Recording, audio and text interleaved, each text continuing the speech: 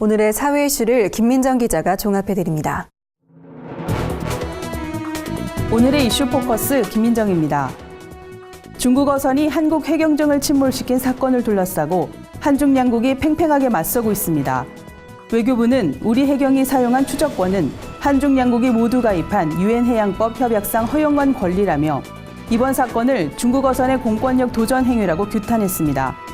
하지만 중국 측은 침몰 사고 지점이 한중 어업협정에 규정된 어업활동이 허용된 곳이라고 주장하고 있습니다.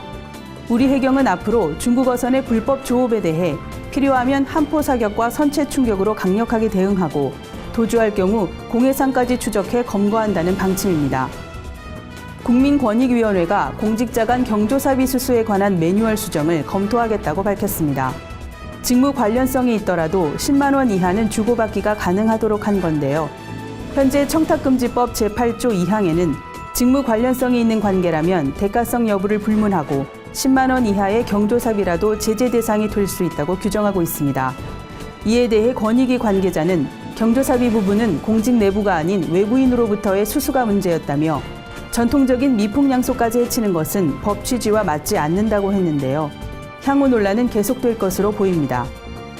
한국과 코스타리카가 북한의 핵 미사일 도발과 인권 유린 문제에 대한 공조를 강화하기로 했습니다. 박근혜 대통령은 우리나라를 방문한 루이스 기에르모 솔리스 코스타리카 대통령과 정상회담을 갖고 이같이 의견을 모았습니다. 또한 두 정상은 양국의 우호 협력 관계를 포괄적 협력 동반자 관계로 한 단계 격상하기로 합의했습니다. 박 대통령은 북한 정권의 핵 보유 의지를 꺾는 데 적극 지원해 줄 것을 당부했고 솔리스 대통령은 북한 비핵화에 적극 앞장서겠다는 뜻을 밝힌 것으로 전해졌습니다. 계속되는 취업난에 이른바 묻지마 지원을 하는 구직자들이 늘어나고 있는 것으로 조사됐습니다. 취업 포털 사람인이 인사 담당자 464명을 대상으로 실시한 조사에서 응답자의 절반 이상인 59.5%가 최근 1년간 묻지마 지원자가 늘었다고 답했습니다.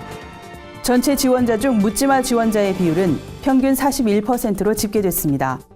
묻지마 지원이라고 판별한 근거로는 지원 분야와 기업명을 잘못 기재했다, 자기소개서와 면접 태도 등이 성의 없다, 지원 직무에 대한 이해가 부족하다, 직무와 관련 없는 스펙을 기재했다 등을 꼽았습니다.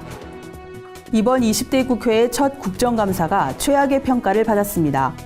전국 각 분야의 시민사회단체가 참여한 국정감사 NGO 모니터단은 올해 국정감사의 중간 성적은 F학점이라며 F학점은 국감 모니터를 시행한 이후 18년 만에 초유의 사태라고 밝혔습니다. 이들은 20대 국회가 원칙도, 대화도, 타협도 없는 참담한 국회라며 감사도 안 하면서 피감 기관을 불러놓고 정쟁을 하고 주인 취급, 모욕, 호통하는 것은 여전하다고 호평했습니다. 구체적으로 여당에 대해서는 김재수 장관 해임 건의안 처리에 따른 국회 보이콧이 무책임했다고 비판했고 야당에 대해서는 북한 핵미사일 위협과 지진, 총파업과 같은 급박한 현안보다 미르, K스포츠 재단 의혹에 몰입했다고 지적했습니다. 구티비 뉴스 김민정입니다.